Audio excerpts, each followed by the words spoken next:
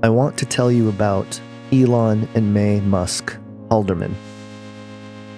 So I received a letter from someone who claims to have had contact with Elon Musk and May Musk in the past, and they wanted me to share certain things about it and allow each person to decide for themselves what they think of the situation. Now, again, I don't know if any of this I'm about to present is absolutely true. I will leave links to everything that I find as I process the information here and as I walk through some of the things that were presented in this letter and see if there's any corroborating evidence that I can find. I'm going to keep the sender of the letter anonymous because they asked to remain anonymous. But otherwise, I'm going to share with you some parts of the letter and some things that I found interesting about it. The letter states, quote, Elon is Illuminati child. He is a front put in place generations ago and with teams of Luciferians propping him up as a puppet before nations. He is helping lead the great deception, and he's also ready with the mark of the beast, end quote. And of course, we're talking about the passages from Revelation 13, the image of the beast that must be worshipped, the mark of the beast that is presented. Even if what these folks might be planning is not the exact prophecy fulfillment as intended in the scriptures, one has to admit that there's no way to deny the overlap of circumstances here in imagery and in reality. It's no longer different. The metaphor is reality now. So Elon's mother, May Musk Halderman, was born in 1948. Now, lots of interesting things happened in 1948, and if we just take a glance at a list of celebrities that were born in 1948, you can say that they have been important in culture, in society. And of course, that could be said for anyone born around that era who became entertainers or sports figures or people that were of high influence in society. So it's not to say that there's any major significance, but just to show a list of those that were also born in 1948. So she was born in Canada, and she's actually a twin and one of 5 children.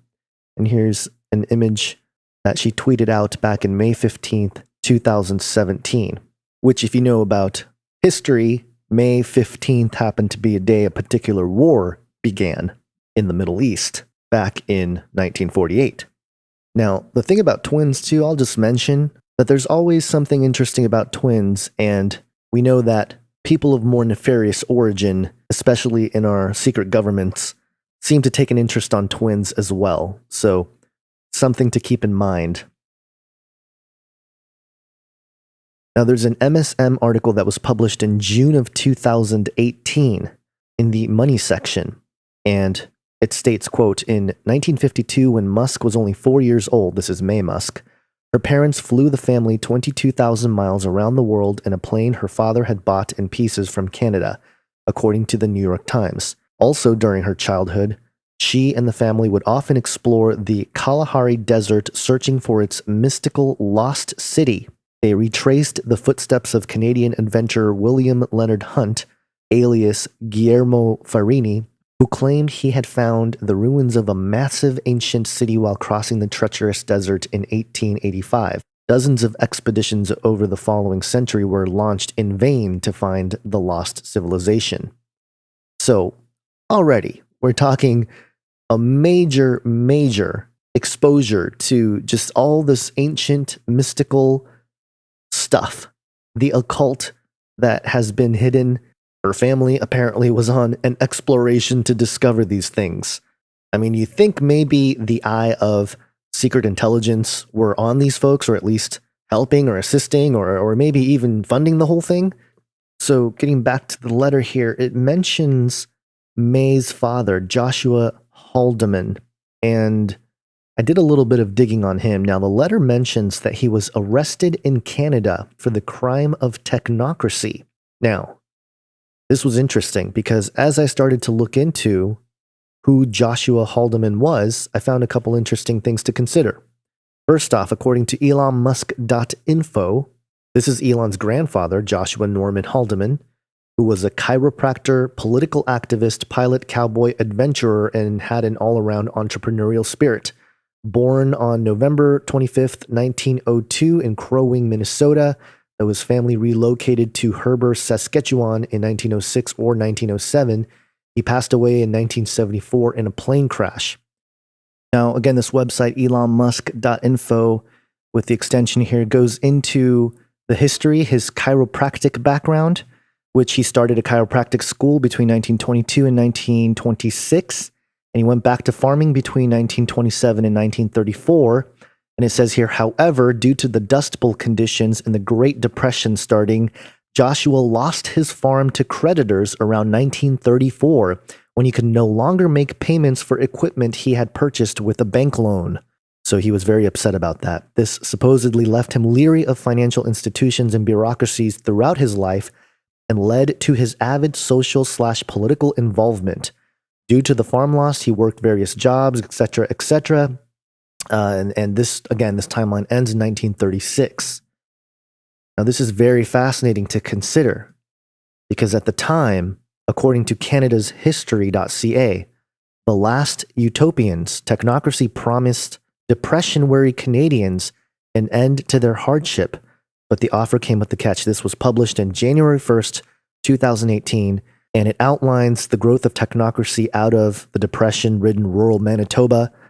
And they discuss technocracy as something that flared like a comet in the dark 30s because it promised to replace collapsing capitalist systems with a non-political government of scientists and technicians. That's what it was, this totalitarian approach with technocracy where the engineers basically run everything. And they had all these economic and geopolitical plans to merge Canada, US, and Mexico. These are things that are familiar to people who have studied the New World Order. The article goes through a man named Walter Friars, who basically started preaching technocracy through the Winnipeg Press and, got technocracy out there. But here's where it gets interesting.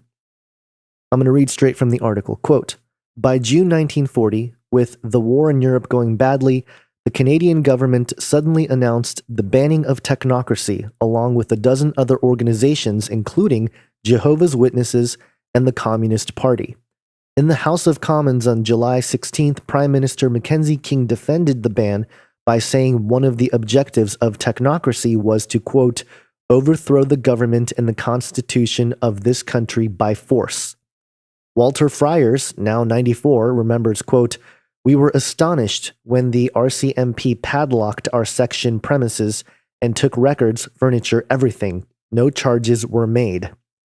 Other technocrats were not so lucky.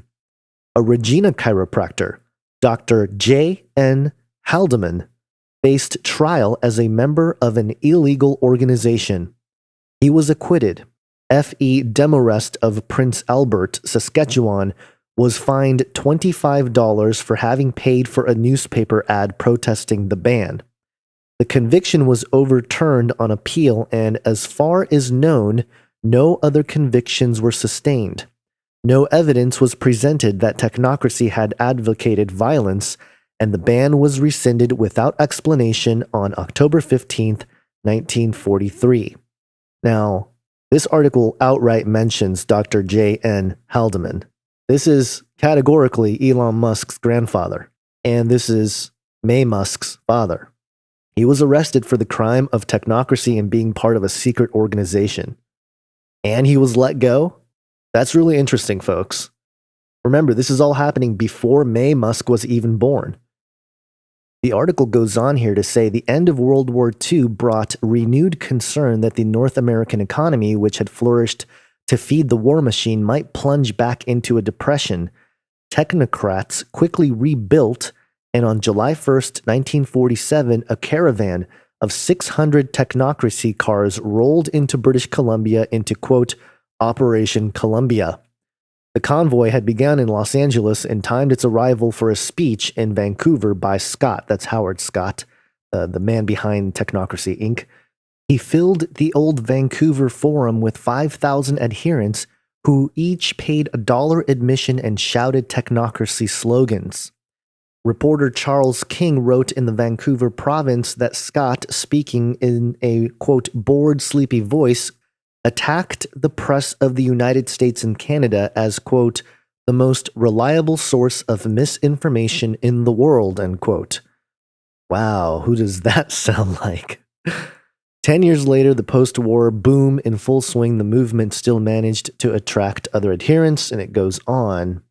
But isn't it interesting that this declaration of technocracy and social change takes place in 1947, and within a year, May and her twin sister are born. And of course, July 1947, I believe, is also the Roswell crash and that whole situation. So many strange things going on in that time, not the least of which also, I believe, 3 months after the Roswell crash is the birth of Hillary Rodham Clinton, which, you know, if we're talking about weird Genesis 6 stuff going on, 3 months might be enough time to, you know, just a theory. The focus seems to be in that era because it seems to have been a moment where things changed and shifted in a very dramatic way that helps us understand why we're at where we're at today. And that's including the positive and the negative aspects of the flourishing of a technocratic society, which is what we're in now, and what the agenda is behind that. And if you think of it in those terms, then it's quite possible that people are being bred to be world leaders. And that's something that seems to make sense in light of today's pseudo-international corporate systems that are pretty much at the top being run by a single entity. So for the first time in recorded human history, or at least publicly acknowledged, academically acknowledged history, we have this technology that can manipulate humans in so many powerful ways that it is almost inevitable that such capacities would be abused.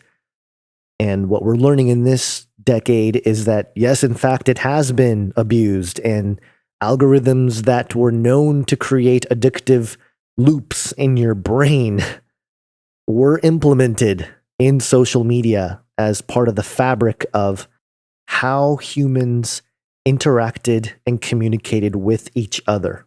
And you can't totally blame the technocrats by themselves because the population at large had to buy into it as well. And everybody bought into it because it was new and shiny. Nobody took the time to stop and think of the potential risks and dangers. Although, having lived through that entire era of the explosion of social media, I can tell you that there was this unspoken, eerie suspicion about the entire thing. But people responded in such positive ways on the outside. You know, they became as superficial as the platforms were presenting them to be. And I noticed the personality changes and shifts in behavior within people all around me, including myself. And so we live in this very strange time where if we look back sociologically, we will recognize many, many changes that came about with the construct of social media, which could not have happened unless the communication technologies were in our hands. So even though they figured out these algorithms many years ago, they couldn't really implement it at a large scale until these types of communication devices between people were available. Because there's a thing called the network effect. And once a network effect takes hold, then things can grow much quicker, much faster, and you can spread it like wildfire. Things go viral. All these concepts that we just consider as normal, these were implemented purposely because they knew that given this accessibility, we will take advantage of it and we will willingly exchange our privacy for social credibility that can be quantifiably measured with the number of likes or, thumbs up or whatever is the metric that's being used on these platforms. They don't reflect reality. They reflect a small piece of reality. And, how many people would look at these things and like it or love it and not, give it a thumbs up or not share it or whatever. So it doesn't reflect reality, but in this occasion, perception becomes reality. And that's the danger here of this technology. The perception of ourselves is being warped and manipulated. And that's why we're seeing suicides and things of that nature happen to young people, especially because this is all they know. And it's really important to let them know that, no, this is not all there is. This is not reality. This is just a reflection, a small piece of it that we are seeing being documented into this giant technium that we're all living in here. So at the very least, I was able to verify that, in fact, Elon Musk's grandfather was a technocrat, and he seems to have been arrested as part of the ban of technocracy in Canada in the early 1940s, and he was also let go. And then, of course, getting back to the birth of May in 1948, and then, her life and her account of traveling the world and looking for, ancient lost cities and stuff like that, that does not happen randomly. Why are technocrats suddenly traveling around the world looking for ancient ruins? That's a very good question, isn't it? And again, it's not impossible to think that multiple people, higher ups, alphabet soup agencies, and the rest were aware of this situation, or perhaps even assisting in it. Now, there's also another element to the letter here that mentions May Musk's connection to Charles Manson. The claims that were presented in the letter I was not able to verify, but I'll share them with you. First off, that May Halderman, this is before she was May Musk, was arrested at age 23 in the Manson roundup. And that's something, again, I couldn't find anything on it. The letter also claims that there is a picture of May in the first original Helter Skelter book, and states that there's many reprints and fake copies. Again, I have no clue. There's no way for me to verify that, but I will share it with you all. The third thing that's mentioned here is that Tosca was conceived during a prison visit to Charlie Manson, suggesting that Elon's sister was not conceived by Errol Musk, who, by the way, as I was looking into for this video, discovered that he actually had a child with his stepdaughter. So that's the kind of folks we're dealing with. Elon Musk's alleged bloodfather, Errol Musk, having children with their stepchildren.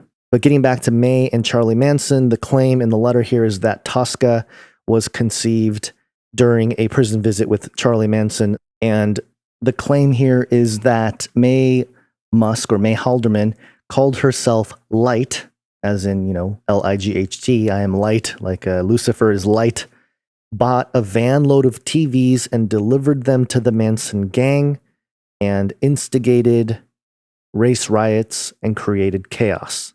And the author of the letter also mentioned that the Manson crew here, or the people assisting the Manson crew, were also working with the Imola Lane State Mental Hospital. And I looked up the Imola Lane State Mental Hospital, and it's definitely an old hospital. There are articles written about the mystery of the asylum, and there is a NapaValleyRegister.com 2-part article talking about Napa's insane asylum. And there were, at one point in the 1960s, 5,000 residents at this asylum. And it makes you wonder what kinds of experiments were conducted on these people that were basically considered castaways, or, folks that weren't able to function in society. The letter also states that May was connected to the Bilderberg, Rothschilds, and Rockefellers, etc., which would make sense if we look at the connection to the technocracy with her father, Joshua Halderman. It's very likely that they knew each other. And it suggests that May was perhaps put in place to help out the Manson family in some way, saying that she made many connections, had many prisoner armies and loyal followers. She hooked them up with TVs and everything luxurious in prison and out of prison, and that May was into African witchcraft, which would make sense. She was in South Africa as a young girl, It's possible she picked up on some rituals or some objects or things that were present there while she was in Africa. So again, these are things, no way for me to verify, but are shared in the letter, and I wanted to share with you. And let me get to Elon here, because there are a couple things on Elon as well. It says Elon liked darkness, but he wasn't allowed to watch TV, eat mac and cheese, or play with others. Now, this is interesting because it's something that I've heard in the past coming from people that have left the Illuminati families, that they're not allowed to indulge in some of the things that the regular population, the consumers, would use, because, those are the unintellectual masses. They're the herd, they're the cattle.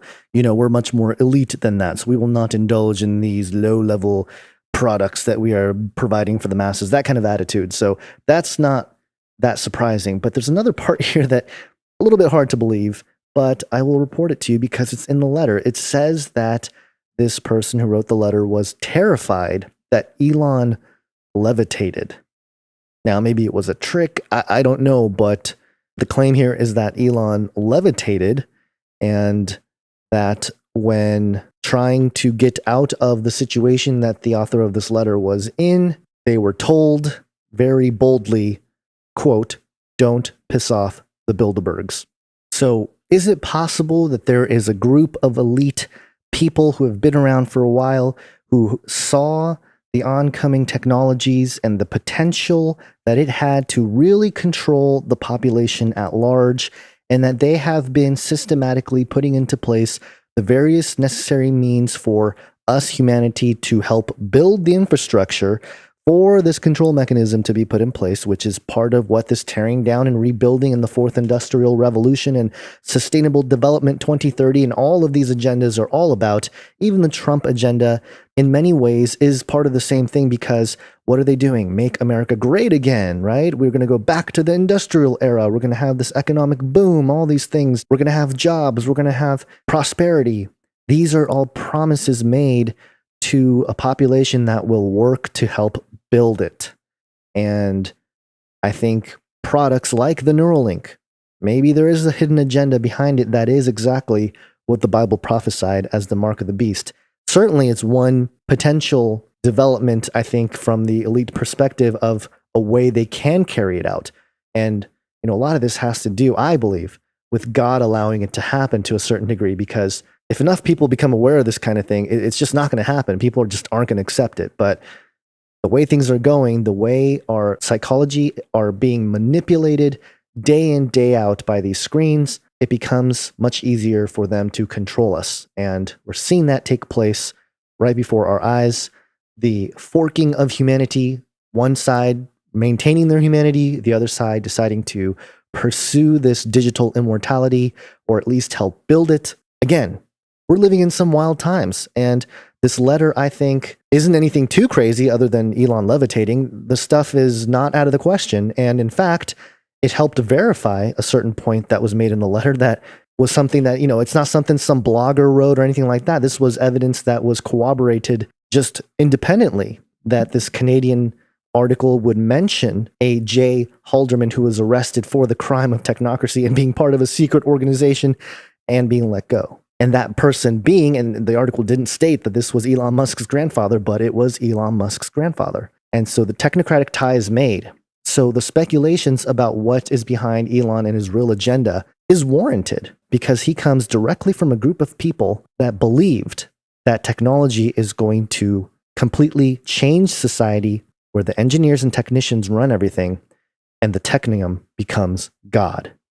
And in the process, maybe we can become God, which is the polar opposite of the gospel. And in fact, there were a couple points during all of this research of putting this together where I found some anti-Christian remarks made by the technocrats, which was understandable. They hated Christianity. They thought all religion was nonsense. And so nothing new there.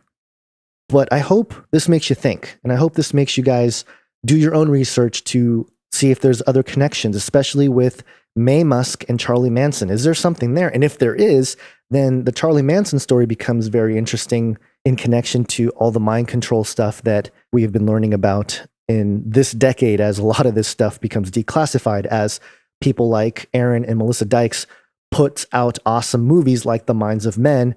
Literally, they uncover the agenda of a lot of these dark experiments. So I hope this makes you guys think. I hope this makes you guys have discussion about these issues. Ultimately, what I'm saying here is that there's no point to take the neural link. There's no point to die on the hill of technology. A lot of this stuff is meant for control. We can use it to spread the gospel, and that's why they really don't like people talking about Jesus and all this stuff.